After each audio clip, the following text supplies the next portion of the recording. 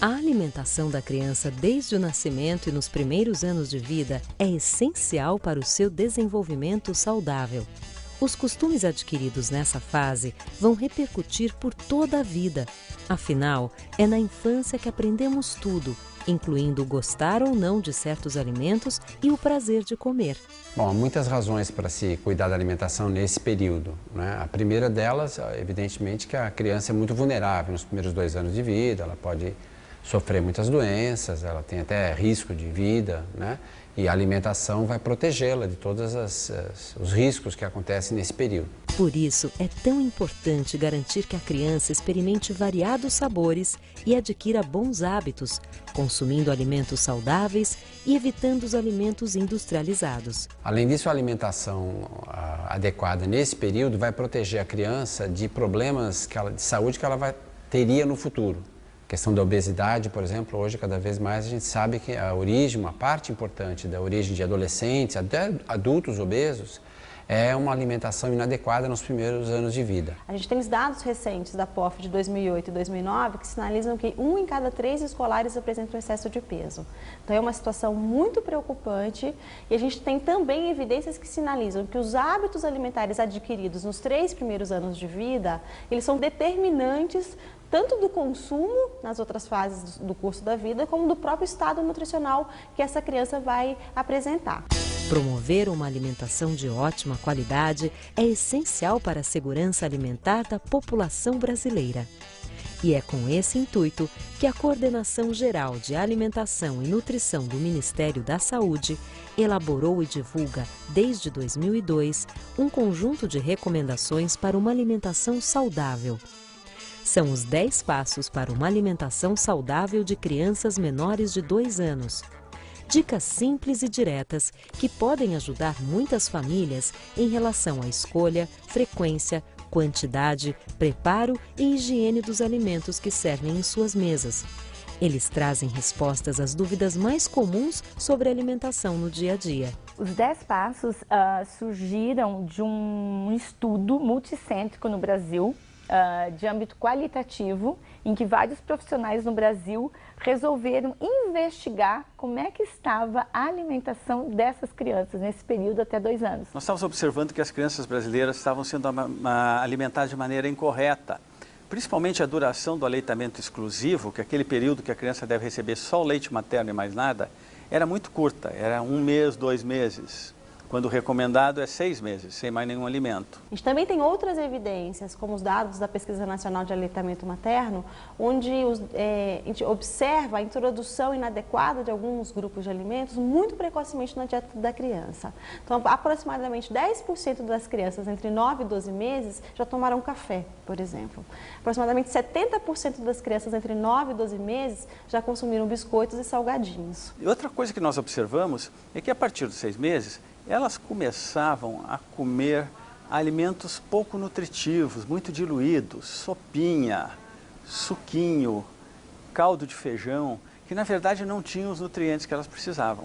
E elas também não comiam esses alimentos com a frequência necessária para se alimentar bem. Então são dados que sinalizam a emergência de uma intervenção para a promoção da alimentação complementar saudável, que vai ter um efeito tanto na perspectiva da prevenção das carências nutricionais, a anemia ferropriva, por exemplo, é um grande problema nutricional no Brasil, mas também na prevenção do sobrepeso e da obesidade nos anos futuros da criança, né? O primeiro passo é alimentar o bebê somente com leite materno, desde o nascimento até os 6 meses. Nos primeiros 6 meses é importante que a criança receba só o leite da própria mãe, né?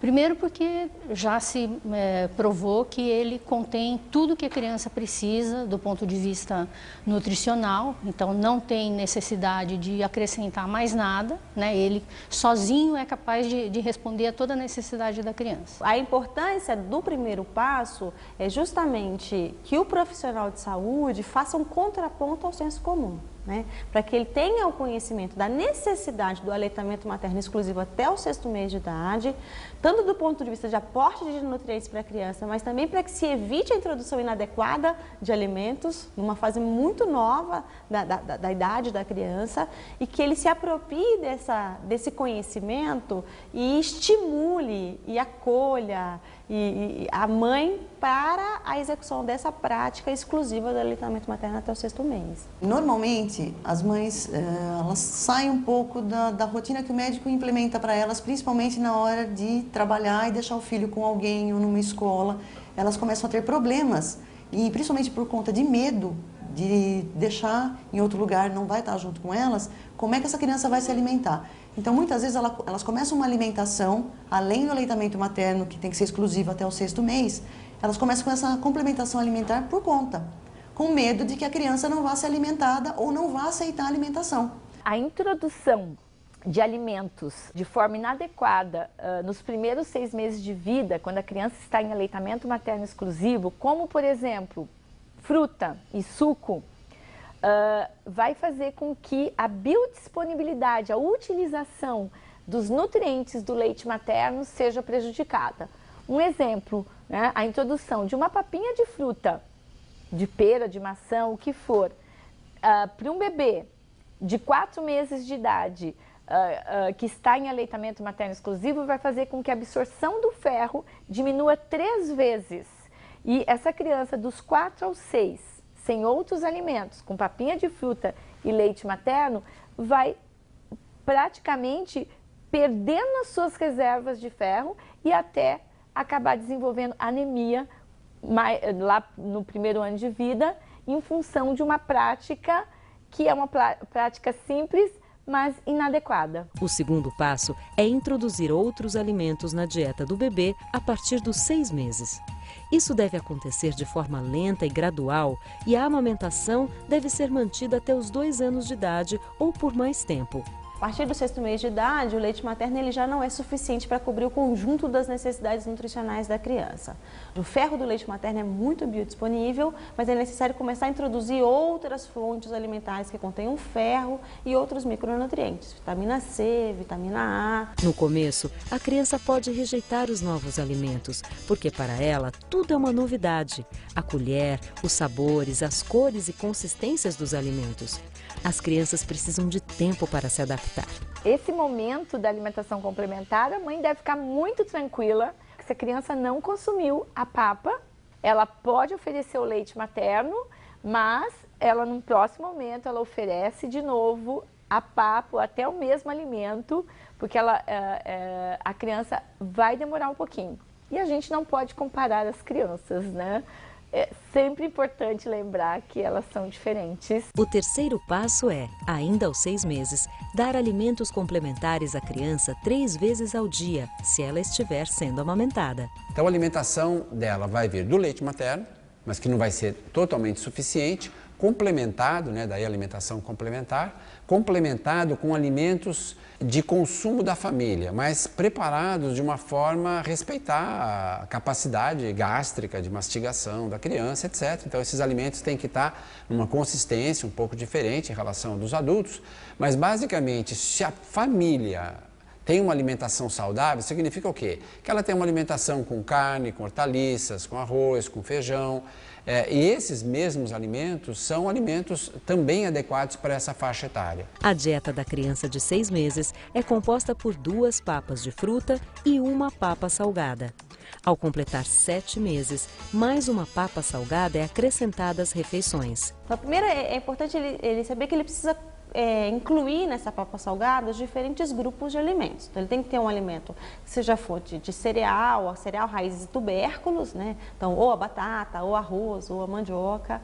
Que ele tenha um alimento que seja fonte de proteína, então algum tipo de carne, pode ser o peixe no norte, pode ser a carne bovina, pode ser o frango, dependendo da região e das possibilidades da família. Os miúdos, que a gente também recomenda que eles podem fazer parte da alimentação da criança, como o grupo das proteínas, o ovo, então alimentos ricos em proteína e o feijão, ele faz parte da nossa população desse alimento rico em proteína, então ele compõe esse grupo.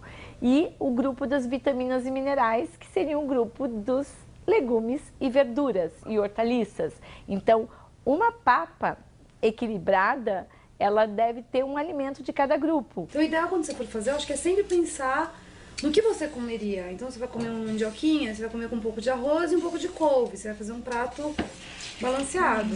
E pro seu bebê é a mesma coisa. Ah, mas aí, por exemplo, eu vou temperar com um pouquinho de azeite e um pouquinho de sal. No comecinho, sim. Você põe um azeite, só pode pôr bastante, você punha bastante erva. Tipo, usava manjericão, usava salsinha. Na papinha. Amassava com garfo. Então, a mandioquinha, aí a couve, eu dava uma... quebrava a couve, né? Antes de fazer, nem cortava muito, eu fazia mais manual mesmo. Aí punha uma cenoura e tal, amassava com o garfo e punha salsinha, azeite, tudo depois, crua a salsinha, manjericão cru. O quarto passo é oferecer a alimentação do bebê de acordo com os horários da refeição da família e respeitando sempre o seu apetite. O horário de oferecimento dos alimentos e da alimentação complementar para a criança, ela não pode ser rígido, não pode ter horário fixo, né? Mas é muito importante que exista um intervalo entre oferecer alimentação e oferecer outro. Então, por exemplo, vai oferecer à criança o almoço às 11. 2 horas antes, pelo menos, a criança não pode consumir nada, nem suco, nem fruta, né? Porque a criança tem que estar com fome. Então, o volume que a criança vai comer daquela alimentação oferecida vai depender do período anterior que ela passou sem se alimentar. E a gente quer, na verdade, que ela consuma um volume adequado. Além disso, quando a criança não estiver com fome, não é preciso insistir no oferecimento da comida. Também não é saudável oferecer prêmios ou castigos para a criança que não comeu a quantidade considerada necessária. Mas nunca forçar a criança a comer, mesmo bebezinho, mesmo que seja no início da introdução à alimentação complementar. Ela deve oferecer mais vezes os alimentos que a criança não quis, mas não ficar insistindo para a criança comer. A criança não quis, o que ela tem que trabalhar? O que aconteceu? Por que a criança não quer comer? Quais são as questões do ambiente que está chamando a atenção da criança e desviando a atenção da criança em relação à alimentação? Será que não é o problema de não estar com fome?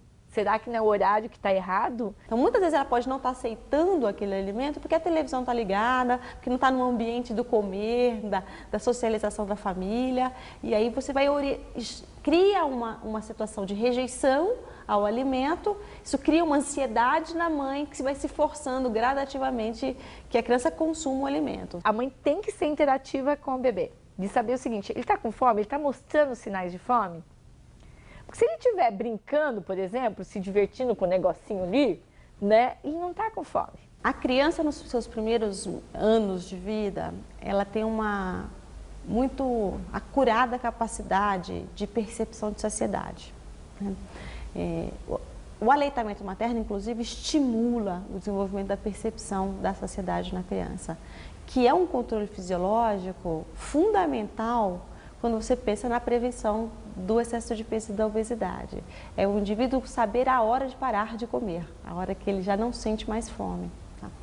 Se a criança é forçada a comer de forma contínua, porque ela vai ser punida, porque ela não consumiu todo o alimento que foi colocado no prato, porque ela tem rigidez do horário de consumo, ela vai perdendo gradativamente a sua capacidade de percepção de saciedade. O que é um risco quando eu penso no desenvolvimento do excesso de peso e da obesidade nos anos seguintes. Passo 5. Desde o começo, as papinhas devem ser espessas, com consistência pastosa e dadas com colher. Aos poucos, a consistência pode ir aumentando até chegar à alimentação normal da família. Primeiro é importante evitar que os diferentes sabores sejam misturados, né? Porque é o momento da criança conhecer novos sabores.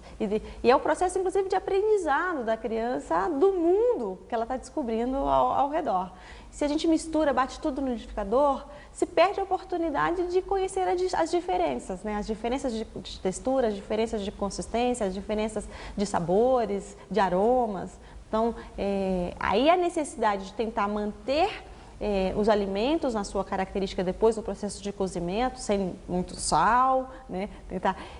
Simplesmente amassar com garfo, porque a criança ela vai ter a oportunidade aí de desenvolver a motricidade para mastigação e a deglutição desse alimento e, ao mesmo tempo, usufruir das delícias dos diferentes sabores que ela será apresentada. Então é legal, quando você colocar no prato dele, você separar as comidas e não deixar tudo junto. Daí ele já vai separando sabores e texturas. Texturas, exatamente. Ele vai experimentando, sabendo que isso aqui é a mandioca. Você pode nomear para ele, né? Ele tá como se fosse um prato normal, só que bem mais cozido. Entendi. E com pouco tempero, né? Não colocar muito sal. Por que espessa? Por 2 motivos. Um é porque a quantidade de energia vai ser adequada em termos de densidade daquele volume, porque quando ela é muito líquida, né, ela vai ter baixa densidade energética e prejudica a ingestão de energia dessa criança. E o outro motivo é permitir que a criança faça, né, movimentos com a língua e possa fazer lateralização da língua e ela possa triturar esse alimento. Com 6 meses, isso é possível?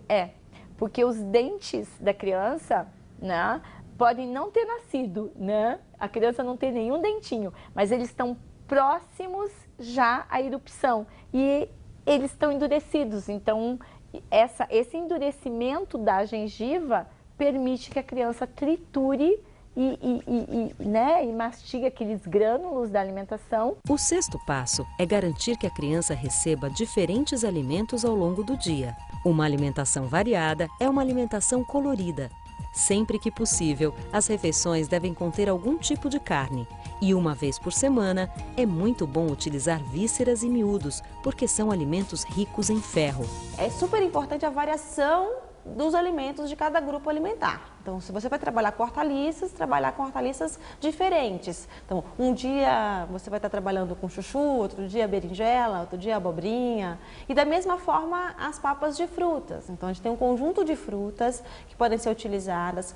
Todas as frutas são recomendadas desde do 6º mês, né, quando se introduz a alimentação complementar. Existe uma representação, às vezes aceita muito, que algumas frutas não podem ser introduzidas na dieta da criança, o limão, a laranja, ou tem que ser uma laranja específica.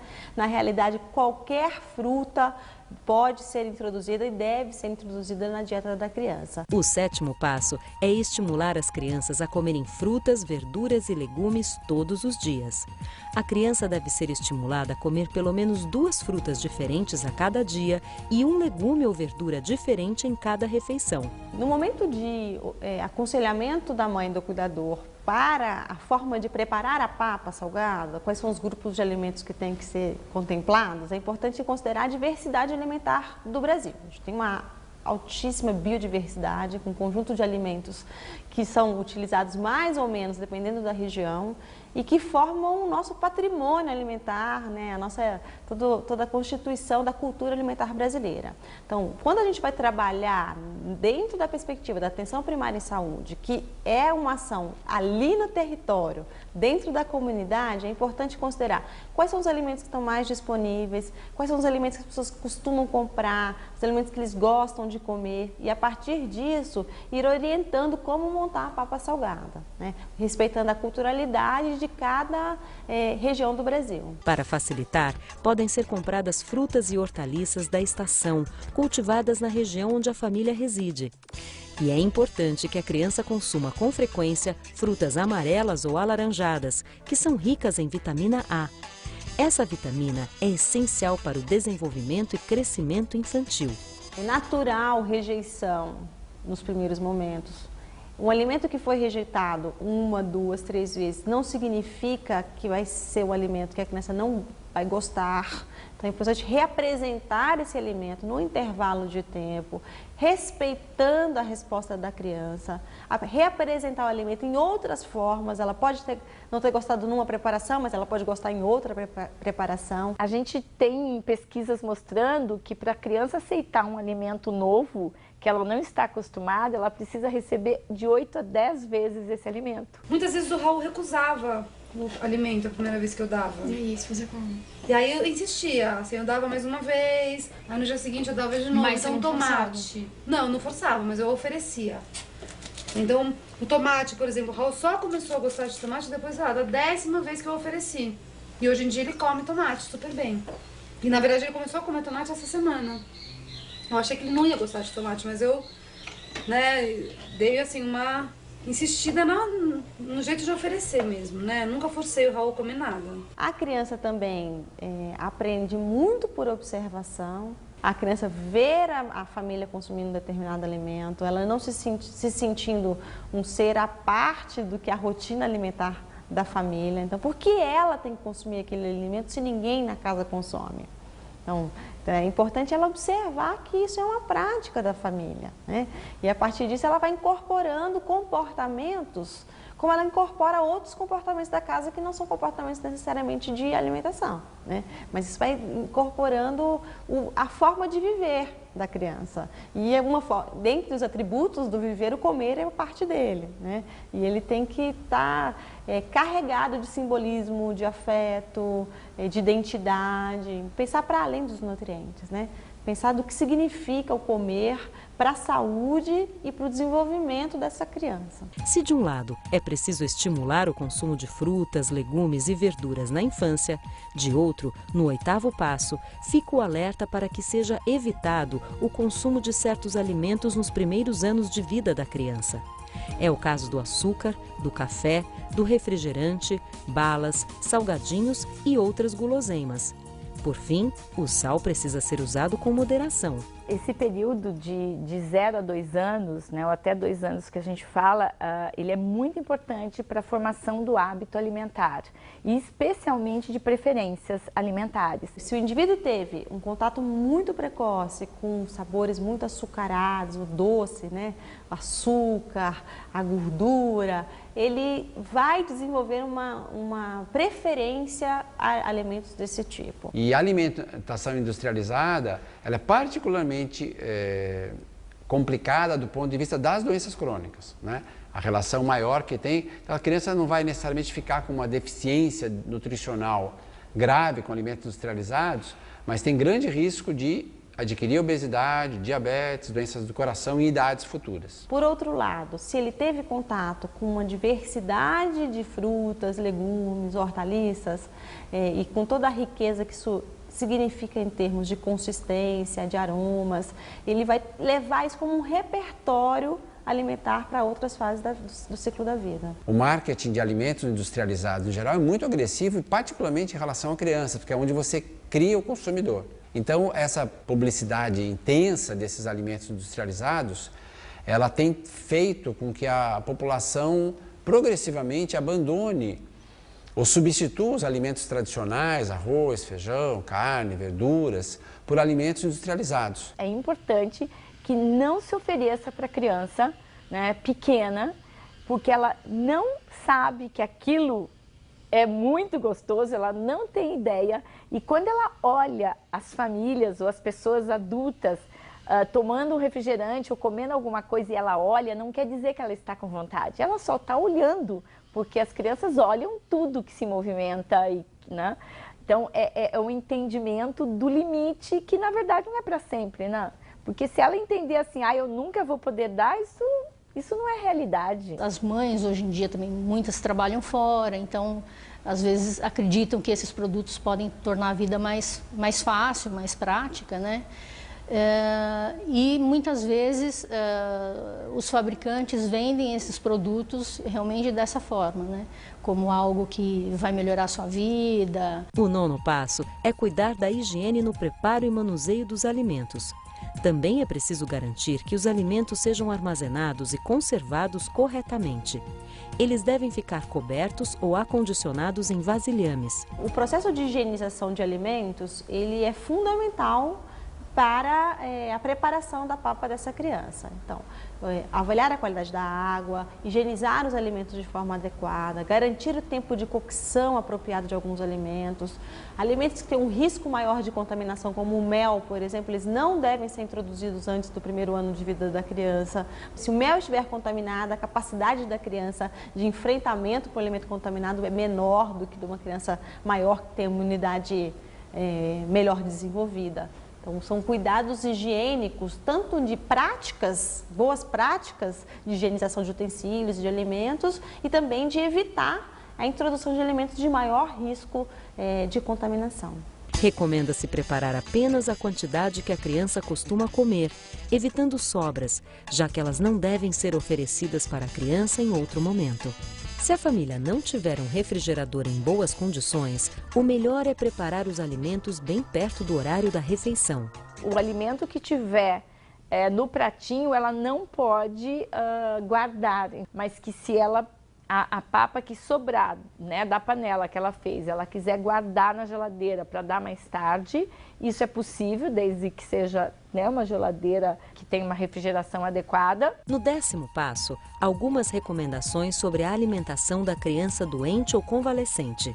É muito importante que ela seja estimulada a comer, com a oferta das refeições habituais e dos alimentos prediletos, sempre respeitando a sua aceitação. A rejeição dos alimentos numa fase onde o bebê está doente, ela pode ser muito frequente. Então, a mãe ela deve ser orientada a respeitar o apetite da criança, mas, por outro lado, ofertar os alimentos, que são os alimentos que a criança tem a melhor aceitação, em menores porções, várias vezes ao dia, para que você consiga, ao final de um dia alimentar, a criança ter recebido o maior aporte de nutrientes possíveis. A orientação é que a mãe ofereça, não se preocupe tanto em variar os alimentos, né, mas oferecer aquilo que a criança aceita mais.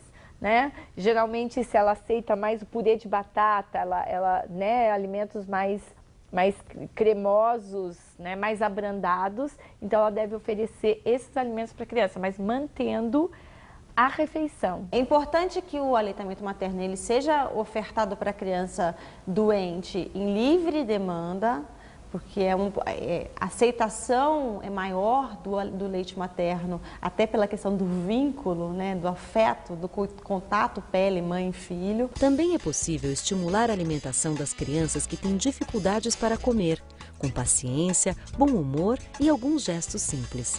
A criança com pouco apetite deve comer logo que tiver fome. A demora pode fazer com que ela perca a vontade de se alimentar. A comida deve ser servida em um prato só para ela. Assim, dá para saber direitinho quanto ela comeu. Os pais devem estar presentes nos horários das refeições para ajudar nas dificuldades. E não é bom forçar a criança a comer, nem apressá-la, porque isso aumenta o estresse e diminui o apetite. Resumindo, as refeições devem ser momentos felizes e tranquilos. Aceitar o fato de que a criança brinca enquanto come ou intercala o comer e o brincar. Com bom humor, tudo se torna mais fácil e divertido. A presença de uma criança, uma família, é transformadora, né? E o ato de criar um filho é a oportunidade da gente repensar as nossas próprias práticas. Então, no momento onde você pensa a alimentação do seu filho, você acolhe uma criança no seio da sua família, você também tem a oportunidade de repensar as suas práticas alimentares, né? Então, não é um ser à parte do núcleo familiar, ele é um ser que vem compor esse núcleo familiar. E o bem que você deseja para a criança, em termos de padrão alimentar, também tem que ser algo desejável para o conjunto da família como um todo. Tanto a promoção do aleitamento materno exclusivo nos primeiros 6 meses de idade, quanto a promoção da amamentação complementar até os 2 anos, ela não só é importante para a criança, né, como ser humano, que tem direito a ter essa alimentação adequada, mas ela tem muitas consequências para o país, para a economia do país, para a sociedade em geral. Porque você vai ter menos doenças, vai ter menos custo com esse tratamento das doenças e você vai ter crianças e adultos mais saudáveis e mais produtivos, né? Então, o investimento nos 2 primeiros anos de vida, tanto da promoção do aleitamento materno exclusivo quanto à alimentação complementada, ele tem um retorno, vamos dizer assim, para a sociedade extremamente importante, né? Por isso que ele tem que ser uma política pública e não alguma coisa que dependa da vontade simples das pessoas, ou enfim, da preferência de cada um, não se trata disso, né? Essas pesquisas recentes, que acompanham crianças desde o nascimento até a idade adulta, estão nos demonstrando uma outra vantagem da alimentação que até agora não era muito clara. É o fato de que uma criança bem alimentada, que não tem retardo de crescimento dentro do útero da mãe, que ela nasce com peso bom e que ela se alimenta bem até os 2 anos de idade, essa criança, quando for adulta, vai ser mais inteligente, porque o cérebro se forma especialmente nessa faixa de idade. Essa criança vai ser mais alta, vai ter mais capacidade física para o trabalho, até se for um trabalhador braçal, vai ser mais forte. Essa criança vai ganhar mais, vai ter um salário maior como adulto. As pesquisas mostram isso sem dúvida, porque ela tem o que a gente chama de capital humano. O capital humano de uma criança bem alimentada é maior do que o capital humano de uma criança que sofreu desnutrição, que não conseguiu, naquela fase crítica de sua vida, adquirir a inteligência, a massa corporal e a capacidade de trabalho que a criança bem nutrida consegue. Ao investir em nutrição precoce, nós estamos investindo no país, nós estamos investindo na próxima geração que vai eventualmente garantir o desenvolvimento social e econômico do país. Não é uma questão médica, não é uma questão de saúde, é uma questão muito mais ampla, que nós só vamos ter um país saudável, economicamente produtivo e socialmente desenvolvido se as nossas crianças forem bem alimentadas.